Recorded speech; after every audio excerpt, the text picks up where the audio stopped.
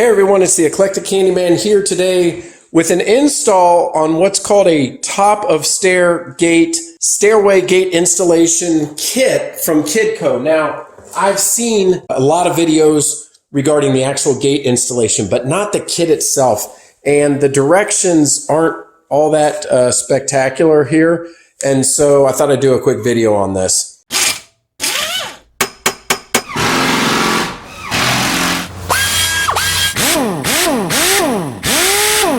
One very piece of important advice here is if you do not feel comfortable installing this kit, please get a qualified handyman or somebody to install it with since you're dealing with safety. This is only informative information, so just use this as a guide. But if you do not feel comfortable or do not know how to install this, you need to get a qualified professional. All right, so the parts that come inside are these clamps over here and this piece of wood. You're also going to need to know where the gate that you are installing, the actual gate itself, is going to be installed so that we mount this with room left for your gate to be installed. All right, step one is to take one of these clamps for the banister and insert the wood block inside of it. It comes with one for each clamp. And the reason that we put a wood clamp in, or a wood block in here, is because we're actually going to drill the long piece of wood. It'll be mounted into that, and we need something on the other side other than just the plastic. All right, so to put this on, we also have two long mounting screws here that'll go inside. The only thing you're going to need for this is a Phillips head screwdriver on this mount right here. Now I have this mesh protector around the stairs as well, which is a good idea for safety.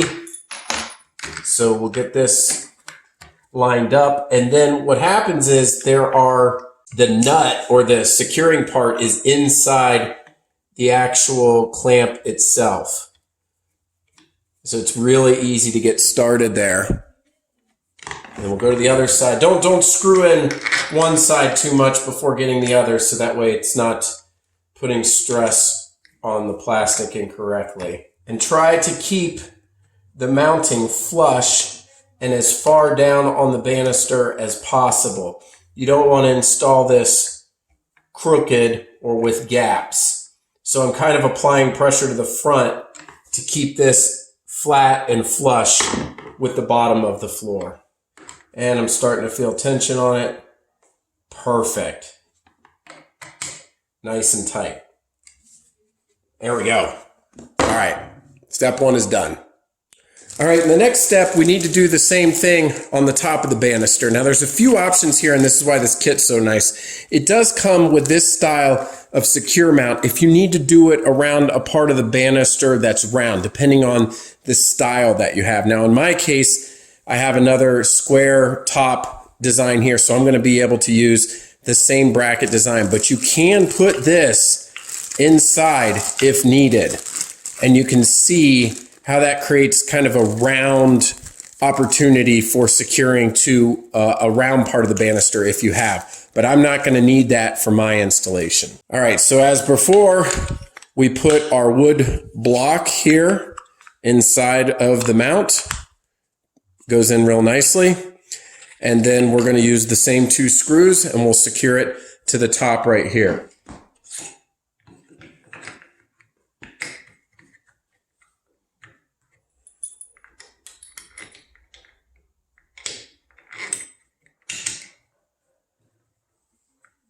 Same as before, we just need a Phillips head screwdriver. All right, so we got our second bolt secured. And if you have any trouble with getting the bolts lined up, remember, don't do too much on one side. Just get it a couple threads in and then do the other one.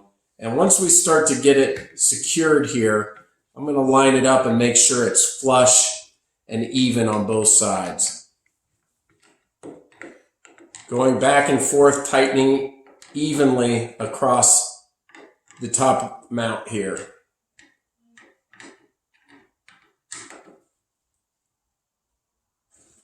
All right, that's not going anywhere.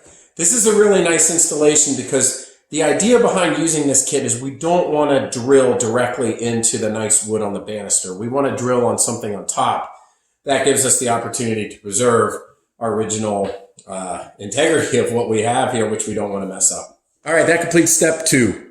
All right, so I've got the 36-inch piece of wood rested up against our 2 clamps here, and I'm going to be installing what another KidCo product called the angle mount Safeway gate. And so I've added the template to the piece of wood as instructed, and as anticipated, we have a little bit of an issue that we need to make an adjustment. So in my particular gate, this piece for the latch side is going to install right here. The problem with that is I have yet to mount this to here, and there's going to be a screw that goes through here, and it does have a head that's going to protrude a little bit. The problem is that if I install this, and you can imagine behind here, and then I try to install this on top of that, there's going to be a little bit of a bump out, if I can get this aligned properly, and it's not going to sit flush. So we have a couple of options here. The first one is there's enough width for my particular setup, and it would be dependent on yours, that we could move one just to the side and install the mount a little bit to the other side. And so that's possibly what I might do. The other thing is we can move this clamp out of the way. Now in my particular case, I've got a rail here and a rail here, so I don't have much room to move this up and down. So my next option would be to move it down to the round part and use the other part. So remove this, move it down, install the mount here, and then that leaves all the room for the hardware necessary for your gate. So you'll need to make sure that when you mount this, that your gate hardware that's going to be mounted into this wood isn't interfered by the mounting bolt of the banister kit itself. Just to put pictures to words for the last thing I was talking about, you can notice here that with the installation that bolt, or excuse me, that screw that's installed into our kit needs to be out of the way for the hardware for your gate installation. So that's what we're trying to achieve. All right, after doing a little evaluation, I decided to go ahead and move the clamp down since it comes with the extra hardware to make either this type of installation or on a square block. And I'm kind of glad that I was able to take you through that journey to see some of the challenges that you might have as well. So I've gone ahead and gotten those round supports, which do include rubber right here, which is really nice that it's not going to mar or scratch up the wood here. And basically the way it goes is they fit in just nicely like that, right in there. There's grooves for it, and there's grooves for the other side as well. You'll find the round spot, and then it goes just like that. We need to secure it in the same manner. So I'm going to go ahead and get my mounting screws. Now those mounting screws are only so long, so you need to find an area in the banister that will still, fit. And then it's a little bit, it probably would help to have a second set of hands here in this case, but I think I'm going to be able to get it. I can just brace it. All right, so I did get this mounted here, but I might be going right back up here. And this has been an interesting journey. And the reason is because the angle for which this middle post that has the curvature to it isn't perfectly round. So the mount is actually tilted in. This is not flush. If I was to put a level against it, we can see, if you can see the level there, see that's level, and you see the space back there. And then if I go here, this is not level. So what's going to happen is when I mount my wood, there is a gap, a visible gap back here. Now they do come with shims, but the shims are to help this way, kind of lateral, being able to adjust, being level. But right here, I'm not as comfortable with that installation either because I don't like the gap back there. So I think I would prefer moving it back to its original location and just using the width of the mounting block to share the real estate, but yet not getting too close to the edge. So I think I will be moving this back up top. All right, so we got the mount back in the original location. Once again, I want to check it with this level. You may not have a longer level, but it would be a good idea just for checking. And let's see if we can get a zoom in on the level, kind of in this corner here, and we can see we are perfectly level. What that means is that we will not require the shims to move this, you know, a little bit each way, which you do have that ability as I showed in the last part. It's ready to drill. Let's get that wood mounted. All right, so I've got my piece of wood. I've moved the template over slightly, but again, there's not going to be any integrity issues. I'm not drilling on the sides here. Everything's still in that center area. It's just, I think a better word would be offset. So if my mounting hardware is going to be here, I'm going to mount just to the left because my particular installation, the gate is going to swing this way. I don't want to be impeded by any type of screws on this side. So I'll go ahead and have the screw installed to the very left of this. What we need is a 5/32 drill to drill our pilot hole. And I'm going to want to be in the center. So I'm going to pick right about here. I'll go ahead and remove. I'm going to drill my hole. Now you're only supposed to go into the backing plate just a little bit. So I'm going to go ahead and back that out. And by the way, you've noticed that I haven't used a power screwdriver until this point, and I do not recommend it for those mounting screws. You could strip those. You don't want to use power on that. Just hand tighten those to get the feel, because this is all plastic, although it does go into a metal nut, but you just don't want to strip or have any component issues. There we go. We got my mounting hole. And so there are two size screws here. There are the 1.5 and 1 3/4 that it comes with, wood screws.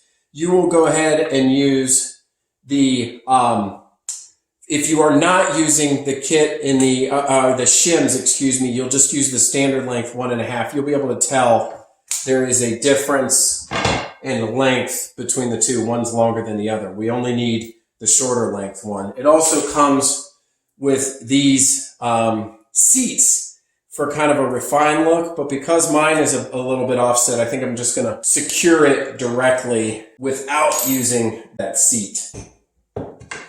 My wood lined up, my screws started here, and very gently, I'm going to go ahead and see where it comes out below, make sure it gets started in the right place.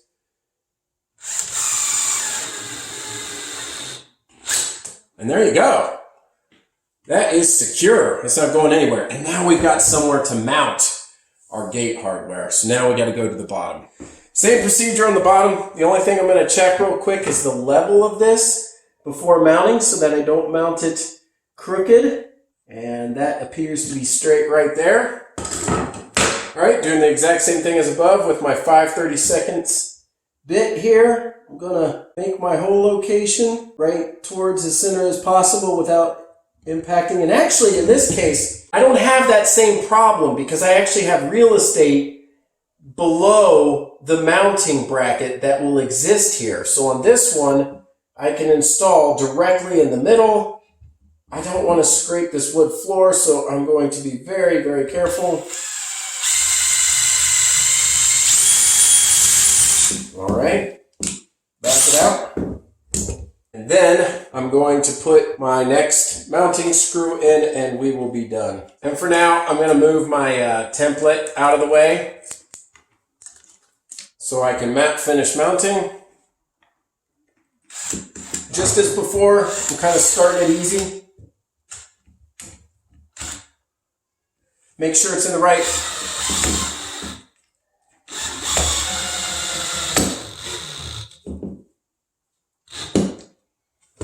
And there you have it. One other thing I wanted to note on the bottom one, since I wasn't obstructed by my mounting hardware, I did go ahead and use this seat for the screw. One of the things that does help with that is ensures that the length of the screw doesn't go into the banister, because the total length of the screw is just about the length. So without that, you have to be careful, like I used up top, to make sure that it doesn't go in the banister. But I did use that seat on the bottom. All right, there we have it. The installation is complete. We had to kind of go back and forth, but that was an interesting journey to see how we went from top to the banister and back and where we needed to mount. But these are some of the variables that you'll need to work with when you do your installation. The nice thing is now, once again, we are not drilling our installation hardware for the gate directly into the banister wood. We have this long piece of wood that we can use. It's a secure installation. I've seen other ones that use like zip straps and Velcro. There's a lot of bad reviews that it slides up and down the banister, but this one for sure, this isn't going anywhere. If this goes somewhere, the banister is going somewhere also. So it looks really nice. They did say that if you needed to, now make sure you get all your installation and your hardware in, but wherever the excess wood is, you can trim it off. But do not remove that excess wood until you have finished putting in your bracket, because you wouldn't want to cut here and say, oh, there's extra up top, and then find out that's where your bracket needed to go, which would defeat the whole purpose. So anyway, hope this helped with this installation here of this KidCo top of stairs banister installation kit. Until next time, this is the Eclectic Handyman saying see you later.